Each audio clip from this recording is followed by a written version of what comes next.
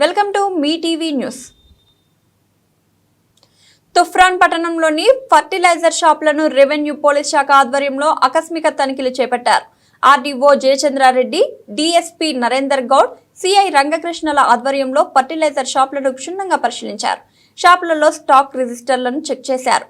Urea విషయంలో shop యజమానులు రైతులకు ఇబ్బంది కలిగిస్తే ఊరుకునేది లేదన్నారు.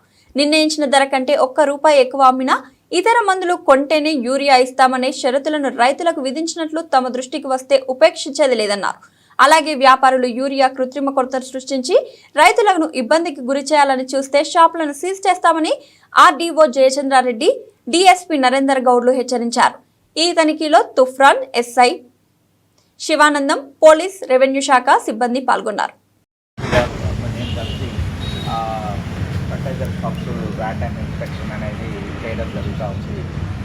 తుఫ్రాన్ డివిజన్ పరిధిలో డిఎస్పీ గారు నేను కలిసి సంయుక్తంగా రైతులను కోరేది ఏంటంటే, మీకు ₹266 ఒక పక్క చొప్పున యూరియా అమ్మాలి. ₹266 కంటే ఎక్కువ అమ్మినట్టయితే మా దృష్టికి తీసుకురండి. అదేవిధంగా యూరియా ఇక్కడ సఫిషియెంట్ స్టాక్ ఉంది. మీరు వార్తలను నమ్మచ్చు. తుఫ్రాన్ ఆర్డీఓ గారు, రెవెన్యూ సిబ్బంది, అదేవిధంగా పోలీసుల ఆధ్వర్యంలో ఫర్టిలైజర్ షాపులను తనిఖీ చేయడం జరుగుతుంది. ఆకస్మిక ఈ తనిఖీలో కొన్ని విషయాలు మా నోటీస్కి వచ్చినాయి. సో ఎక్కడ కూడా మనకు ఇప్పుడైతే ప్రస్తుతం అయితే ఎక్కడ కూడా యూరియా కొరత అనేది లేదు. అది అందరూ కూడా రైతులు ప్రత్యేకంగా దీన్ని దృష్టిలో పెట్టుకోవాలి.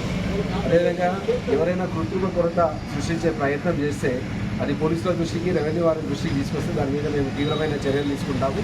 అది ఇది కంటిన్యూ చేస్తూ ఉంటాం. మేము ఎవరు కూడా ఇది అక్రమంగా నిల్వ చేయడం కానీ, కృత్రిమంగా కొరత సృష్టించి ఒక ప్రజల్లో మన రైతులు ఒక భయాందోళన పరిస్థితులకు గురి చేయడం లాంటివి ఏమైనా చేస్తే మేము సీరియస్గా చర్య తీసుకుంటాం.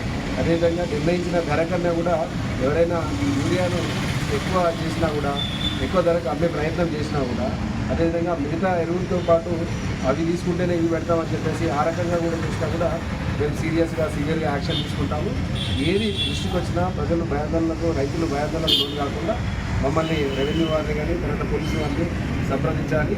మీకు ఏ రకమైన ఇన్ఫర్మేషన్ ఉన్నా కూడా మాతో పంచుకోవాల్సిందిగా అందరినీ రిక్వెస్ట్ చేస్తుంది.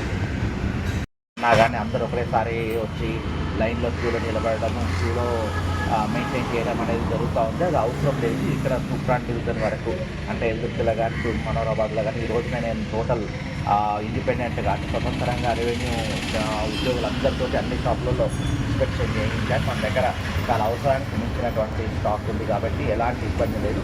భయపడాల్సిన అవసరం లేదు. ప్యానిక్ కావాల్సిన అవసరం లేదు. తొందరపడి మీరు అవసరం లేకుండా ఎక్కువ కొనుక్కోవాల్సినటువంటి అవసరం లేదు.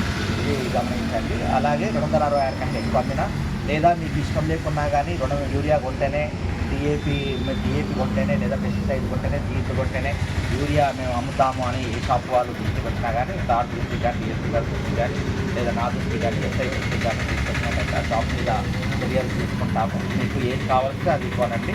బట్ యూరియాతో పాటు కాంప్లెక్స్ ఎరువులను కూడా మీరు వాడాల్సి ఉంటుంది. అది వ్యవసాయ శాఖ వారి సలహాలు తీసుకుంటారు. తగ్గట్టుగా అన్ని ఎరువులను సమమానంగా వాడితేనే పంట బాగా వస్తుంది. ఒక రైతుగా నాకు అది బాగా తెలుసు కాబట్టి సలహా ఇస్తాను.